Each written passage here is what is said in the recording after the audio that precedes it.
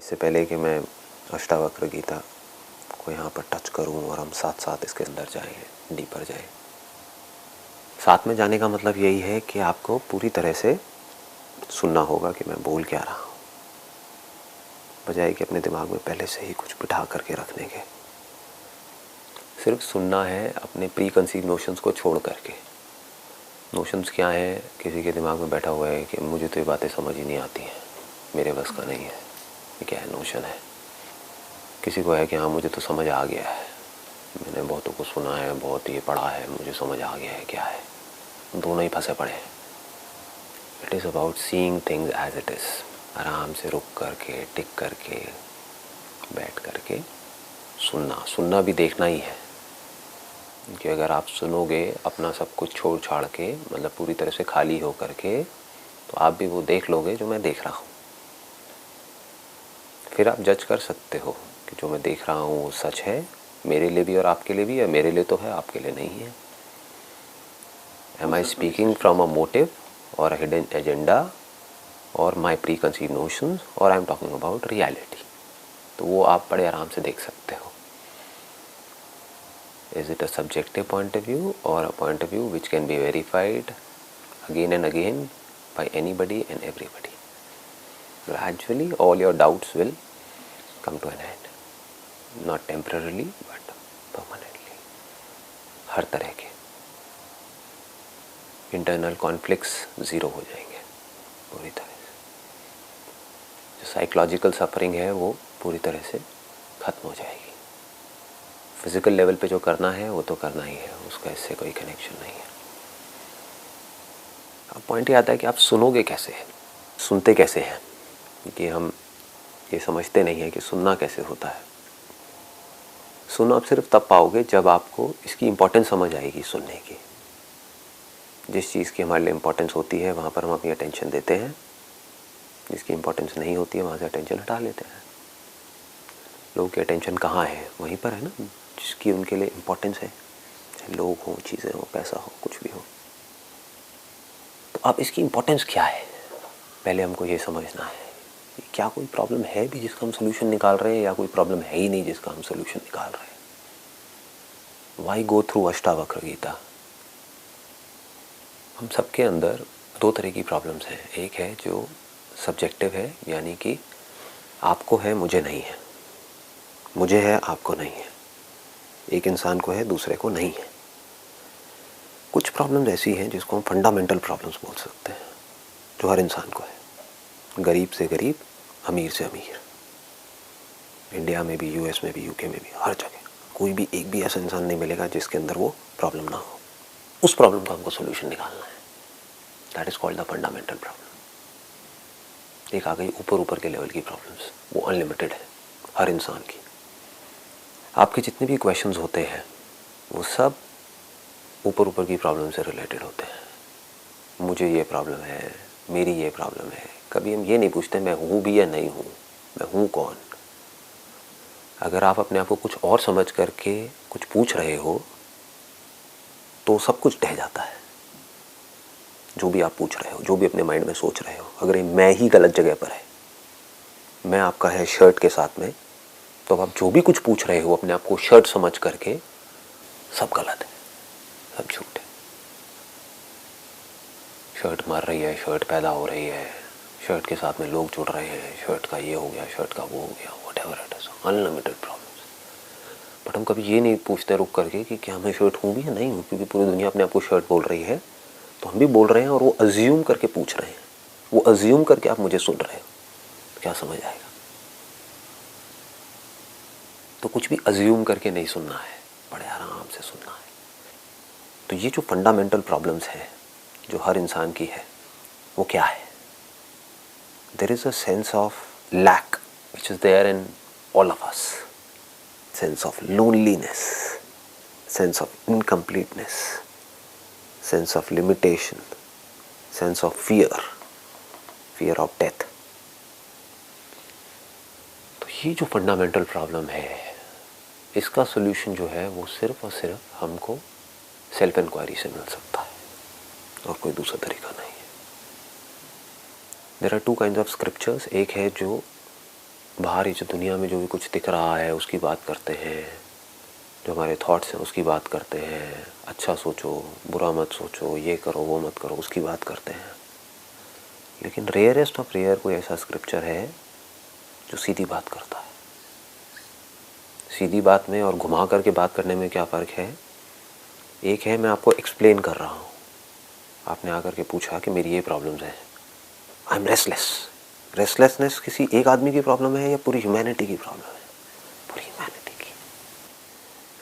तो दो तरह के स्क्रिप्चर्स हैं। एक है वो इस रेस्टलेसनेस से आपको ये बताते हैं कि how can you escape out of this restlessness for some time, कि आप ये कर लो तो कुछ देर के लिए आपको पीस ऑफ माइंड मिल जाएगा, ये कर लो तो ये हो जाएगा, वो कर लो तो वो हो जाएगा। ये जो स्क्रिप्चर में लिखा हुआ है इसको प्रैक्टिस करो, इसको फॉलो करो, अपने डिज़ायर्स को कंट्रोल करो, अपने एंगर को कंट्रोल करो, अपनी ग्रीड को कंट्रोल करो, अपने अटैचमेंट्स को कम करो, अपनी एक्सपेक्टेशंस को कम करो।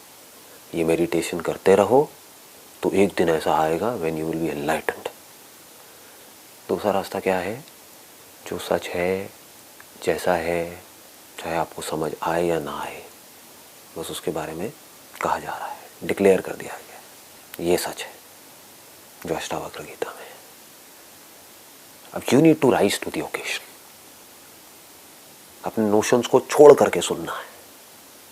जितने भी आपके प्री कंसीव्ड आइडियाज़ हैं, नोशंस हैं, थॉट्स हैं, सबको छोड़ करके एज इट इज देखना है, देखते रहना है, देखते रहना है, देखते रहना है, सुनते रहना है, सुनते रहना है। क्या होगा? वो जो सच है वो हमारे अंदर उतर जाएगा। जो अर्ज है हम सबके अंदर, सीकिंग फॉर हैप्पीनेस, ये किसी एक के अंदर है या सबके अंदर है? सबके अंदर है, हर इंसान में है। The seeking of happiness comes to an end in knowing the truth, because I am happiness. I don't have to seek it. Seeking of the truth comes to an end in understanding that I am the truth. मैं जो इधर उधर भाग रहा हूँ, जिसको restlessness बोलते हैं, एक सेकंड के लिए भी ये जो माइंड है वो टिक नहीं रहा है, बॉडी टिक नहीं रही है। वो क्यों है? क्योंकि मुझे लगता है कि मुझे कहीं जाना है, मुझे कहीं पहुँचना है, मुझे कुछ करना है, मुझे कुछ बनना है। वो सामने जो बंदा बैठा है वो कुछ बन गया है, तो मुझे भी उसके जैसा बनना है। सब कुछ ना कुछ कर रहे हैं अपनी इस रेस्टलेसनेस को ख़त्म करने के लिए, अपनी इस रेस्टलेसनेस को भूल जाने के लिए।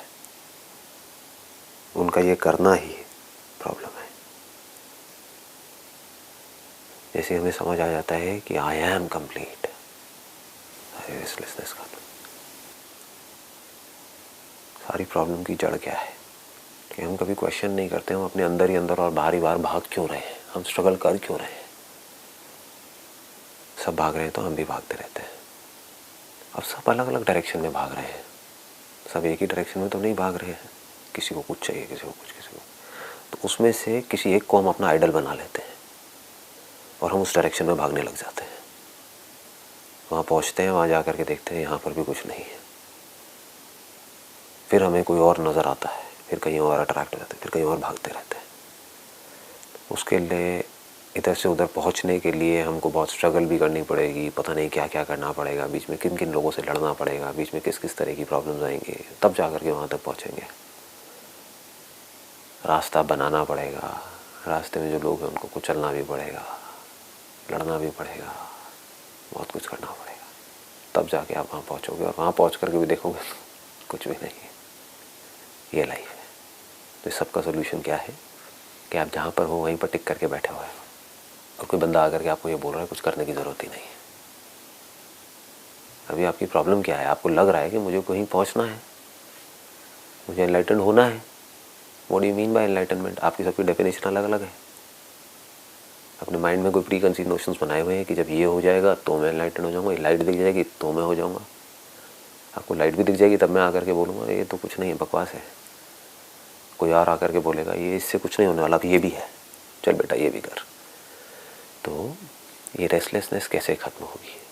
कोई बंदा है जो आपको आकर के बोल रहा है कुछ करने की ज़रूरत नहीं है, आराम से टिक करके बैठो और सुनो कि मैं क्या कह रहा हूँ। आप जहाँ पहुँचना चाहते हो वहाँ ऑलरेडी हो। तो अगर आपको ये समझ आ जाए कि मुझे कहीं जाना ही नहीं है, मैं वहाँ पहुँच गया हूँ जिसके ऊपर और कुछ भी नहीं है. That is the supreme abode. I am already there. तो do you need thought? Do you need any kind of thought? This is called the state of thoughtlessness, जिसको लोग समझ नहीं पाए. थॉटलेसनेस का लोगों ने क्या मतलब समझा? समाधि लगाओ या सो जाओ, गहरी नींद में जाओ. अरे नहीं चाहिए. कभी तो उठोगे, कभी तो समाधि से बाहर आओगे. Is it a solution? No. Problem कब है? जिस वक्त आप सो रहे हो, या जिस वक्त आप समाधि में हो, या जिस वक्त आप जाग रहे हो. जाग रहे हो तो सोल्यूशन भी तभी निकालना पड़ेगा ना. जागते ही हम हड़बड़ा जाते हैं. क्यों हड़बड़ा जाते हैं? ये हमें लगता है कि हमें कुछ करना पड़ेगा. एक्शन जिसको कर्मा बोलते हैं. इसको थ्योरेटिकली मत समझना. अपनी थ्योरीज को छोड़ दो जो भी आज तक पढ़ा है. इसको एक्चुअल में समझो. What is action? What is thought? You need thought, you need physical action, you need lot of things. if you want to go from here to there, एक जगह से दूसरी जगह पर जाना है, बहुत कुछ चाहिए.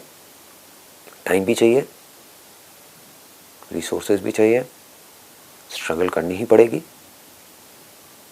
तो वो स्ट्रगल, वो थॉट्स, वो action, it temporarily comes to an end जब आप वहाँ पहुँच जाते हो जहाँ पर आप पहुँचना चाहते हो, कुछ देर के लिए. फिर चाहे मटीरियल वर्ल्ड में हो, चाहे स्पिरिचुअल वर्ल्ड में हो. लेकिन फिर से because of your old pattern of thinking वापस से नए थॉट्स आ जाते हैं माइंड में. फिर स्ट्रगल वापस से शुरू हो जाती है. This is a never ending process. It's a cycle. It's a never ending cycle. I am feeling bad, तो मेरे को अच्छी फीलिंग होगी ये खा करके. मैंने ये खाया, कुछ देर के लिए मैं वापस से अपनी जगह पर आ गया. मतलब कि thought comes to an end. When that action is complete, I don't need thought. वो हो गया, मैं रिलैक्स हो गया. फिर से अंदर से अर्ज उठी. And I'm going in cycle again and again and again. यही हो रहा है. Action and reaction, action and reaction, cause and effect, cause and effect, cause and effect. इससे होता क्या है? हम थक जाते हैं. आदमी थक जाता है, आदमी फ्रस्ट्रेट हो जाता है. ये एक रास्ता है. दूसरा रास्ता क्या है कि बिल्कुल भी नहीं हिलना है. हिलना इन द सेंस माइंड में इतना सा भी ये थॉट नहीं लेकर के आना है कि आपको कुछ भी करना है, कुछ भी बनना है, कुछ भी चाहिए. कुछ नहीं. You already are that. बैठ करके, रुक करके आराम से जो मैं एक्चुअल में हूँ उसको देखना है, सुनना है और समझना है. अगर हमने पूरी तरह से सुन लिया और पूरी तरह से देख लिया कि मैं क्या हूँ, तो उस देखने में ही काम हो जाता है. जिस नॉलेज के थ्रू, जिन वर्ड्स के थ्रू आपने उसको देखा, सच को, अब उसका भी कोई काम नहीं है. एक बार देख लिया तो क्या होता है? पूरा का पूरा बैगेज खत्म हो जाता है. जिस भी तरह से आप एक जगह से दूसरी जगह तक पहुंचे, तो क्या अब इस थॉट की ज़रूरत है कि मुझे वहाँ पहुँचना है? That thought comes to an end. लेकिन वहाँ क्या प्रॉब्लम होती है? फिर एक डिज़ायर पैदा हो जाता है कि मुझे कहीं और पहुँचना है, बिकॉज वो जो सेंस ऑफ लैक है वो नहीं गया है. लेकिन एक बार आपको समझ आ गया कि मुझे कहीं नहीं पहुँचना है, कहीं नहीं जाना है, कुछ नहीं करना है, मैं जो हूँ उसको बिल्कुल भी नहीं बदलना है, इस दुनिया को नहीं बदलना है, खुद को नहीं बदलना है, कुछ नहीं करना है. फिर बैठ करके आराम से समझना है. तो इसको हम स्टार्ट करते हैं अष्टावक्र गीता. इससे रिलेटेड बहुत सारी कहानियाँ हैं जिसके अंदर मैं नहीं जाऊँगा कि अष्टावक्र कौन थे, राजा जनक कौन थे, वो विदेह के राजा थे. लेकिन राजा Janak is basically a symbol. Don't look at it as a person, because उस राज्य में जितने भी राजा हुए हैं उन सबको जनक बोलते हैं. तो ये कोई पर्टिकुलर जनक नहीं है. ये सब जो हमारे स्क्रिप्चर्स है ना, वो कुछ समझाने के लिए है, जिससे कि उस सच को कन्वे किया जा सके जो सारी की सारी प्रॉब्लम की जड़ है. तो you can look at Raja Janak as somebody who want to know the truth, and Ashtavakra as somebody who knows the truth. तो उनका जो पहला क्वेश्चन है जहाँ से शुरू होती है वो है, जनक जी बोले, हे प्रभु, ज्ञान प्राप्ति का क्या उपाय है? मेरी मुक्ति किस प्रकार होगी? वैराग्य कैसे प्राप्त होता है? आप कृपया करके मुझे बतलाइए। वैसे 3 क्वेश्चन है। यही एसेंस है सारे वेदों का। जो एसेंस है, वेदांत का जो एसेंस है वो यही है। वेदांत ने क्या किया है, एक पूरी की पूरी एक मेथड दिया है। There is a method of teaching which is called Vedanta. इसको प्रक्रिया बोलते हैं, एक सिस्टम है।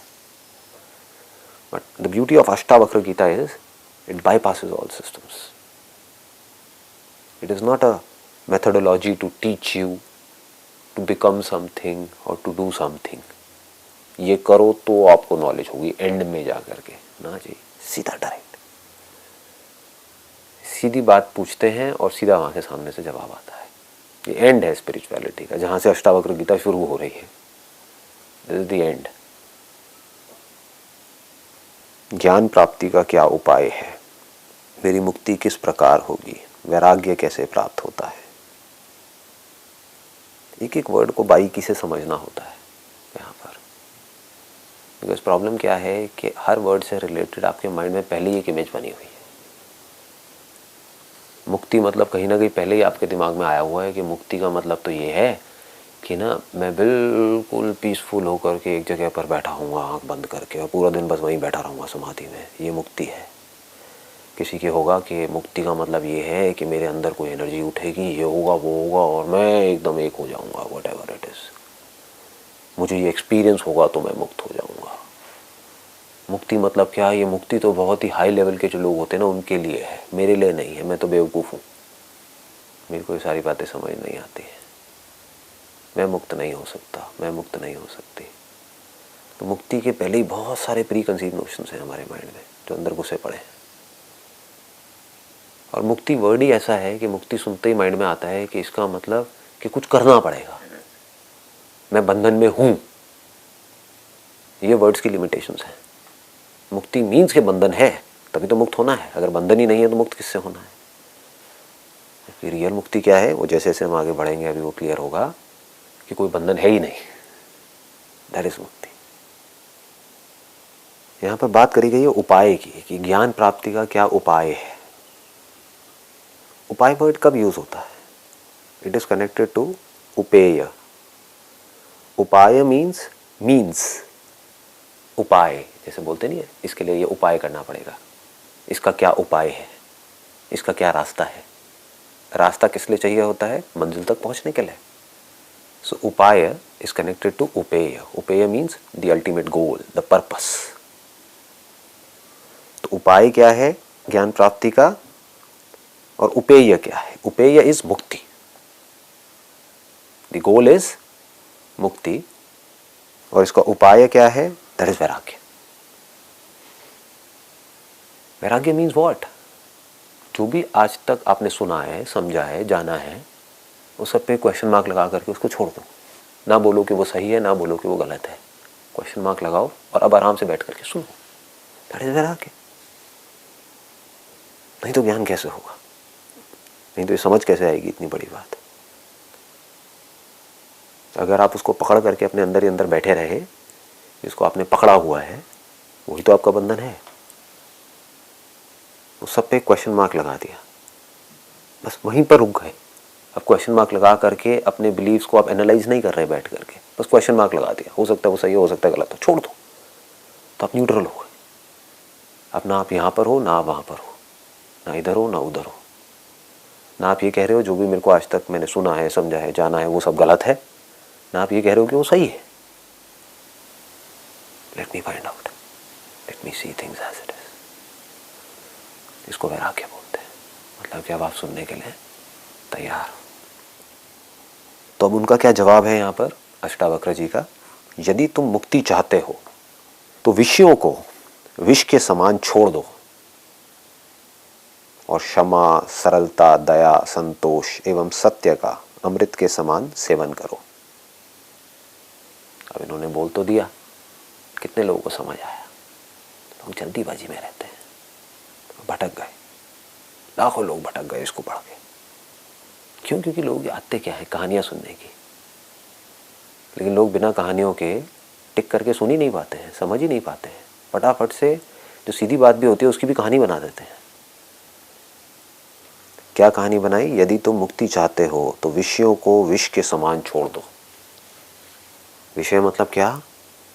जितने भी सेंस ऑब्जेक्ट्स हैं, हमारे 5 सेंसेस हैं, उनके कॉरस्पॉन्डिंग 5 सेंस ऑब्जेक्ट्स हैं, उसके जितने भी इम्प्रेशंस हैं हमारे माइंड में, जिसको मेमोरी बोलते हैं, वो सब विषय है, वो सब विष के समान है, उसको छोड़ दो। तो इसका मतलब लोगों ने क्या निकाला? फटाफट से लाइन सुनते ही, क्योंकि आदत कहानियों की पड़ी हुई है, तो एक कहानी माइंड में बन गई, सब छोड़ दो, सब छोड़ दो, सब छोड़ दो। क्या हुआ ऐसे लोगों के साथ में? वो बन गए धोबी के कुत्ते, ना घर के ना घाट के। सब छोड़ तो दिया, मिला कुछ भी नहीं, और उनको लग रहा है कि मैंने सब कुछ छोड़ दिया। कहाँ छोड़ा? विषय तो सब कुछ ही है। फिर तो खाना भी छोड़ो, पानी भी पीना छोड़ो, देखना भी छोड़ो, सूंघना भी छोड़ो, ये जो फील होता है ठंडा गर्म, उसको भी छोड़ दो। छोड़ो, अगर छोड़ने का कोई तरीका है तो। लोगों को छोड़ दिया, लोगों ने अपने घर बार छोड़ दिया, बच्चों को छोड़ दिया, भोले वाले बच्चे को, उसको क्यों छोड़ना है? उसने क्या गलती करी है? कौन रखेगा उसका ध्यान? सब छोड़ दो, सब छोड़ दो, सब छोड़ दो। ये छोड़ने वाला कौन है? उसको क्यों नहीं देखते? उसको क्यों नहीं छोड़ते? छोड़ने वाले को नहीं छोड़ा, यानी कि मैं उसको पकड़ के रखा हुआ है, बाहर चीज़ों को छोड़ने की बात कर रहा है। इसको बोलते हैं भटके हुए लोग। इसको बड़े आराम से समझना होगा, कोई जल्दी नहीं है, बड़े आराम आराम से, स्टेप बाय स्टेप, बिल्कुल पीसफुली। इसका मतलब क्या है? यदि तुम मुक्ति चाहते हो तो विषयों को विष के समान छोड़ दो। इस लाइन का मतलब क्या है? कोई भी दवाई है वो जहर के जैसी नहीं है। तो अगर आपको बीमारी है तो उसमें दवाई लेने में कोई बुराई है? औषधि में कोई बुराई है? नहीं। तो विष को विष के समान छोड़ने का मतलब ये है कि जो विष की सही जगह है उसको वहीं तक रखो, ना ज़्यादा ना कम। तो आपने छोड़ दिया। बीमार हो और आपने दवाई को छोड़ दिया तो मर जाओगे। मर जाओगे तो आपको ज्ञान कैसे होगा? ज्ञान किसको होगा? दवाई चाहिए थोड़ी सी, खा ली बहुत ज़्यादा, तो भी मर जाओगे। तो जो ज़्यादा और कम है, एक्सट्रीम है, एक्सट्रीम में खाना या बिल्कुल ही ना खाना, इसको छोड़ने की बात की जा रही है। ज़्यादा पानी पियोगे तो भी गलत है, नहीं पियोगे तो भी गलत है। In one word, moderation. Her cheese limit में करनी है। अगर आप लिमिट में कर पा रहे हो तो आपसे बड़ा तपस्वी और कोई नहीं है। यही सबसे बड़ी तपस्या है। तो जो बंदा लिमिट में सब कुछ कर रहा होगा, अब वो पीसफुल है, अब वो सुनने के लिए तैयार है। जो भूखा होगा और बैठ करके सुन रहा होगा अष्टावक्र जी को, वो नहीं सुन पाएगा। उसका ध्यान अपनी भूख की तरफ होगा। जिसने बहुत ज़्यादा खाया होगा वो भी नहीं सुन पाएगा, सो रहा होगा। लेकिन जिसने लिमिट में खाया होगा, ना ज़्यादा ना कम, कोई दिक्कत ही नहीं है। खाने की वजह से प्लेजर होता है, क्या उस प्लेजर को छोड़ सकते हैं हम? क्या वो प्लेजर बुरा है? क्या बुरा है? अच्छा है। उसी की वजह से तो आप खा रहे हो। अगर खाने में बिल्कुल भी प्लेजर नहीं होता, पेन होता, तो हम खाते क्या? मर जाते हैं।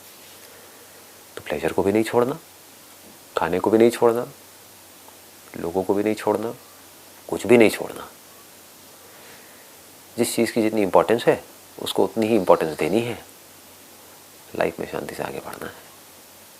You can call it the middle path, call it a balance life. एक आपने क्या छोड़ा? आपने एक्सट्रीम में चीज़ों को करना छोड़ा, उसको छोड़ना बोलते हैं। और दूसरा, आपने अपनी समझ के लेवल पे इस गलत फहमी को छोड़ दिया कि जो विषय है, ये जो सेंस ऑब्जेक्ट्स है, this is the and in itself. ये सब उपाय है, उपेय नहीं है। यानी कि ये सब मीन्स हैं एक एंड तक पहुंचने का। This is not the and in itself.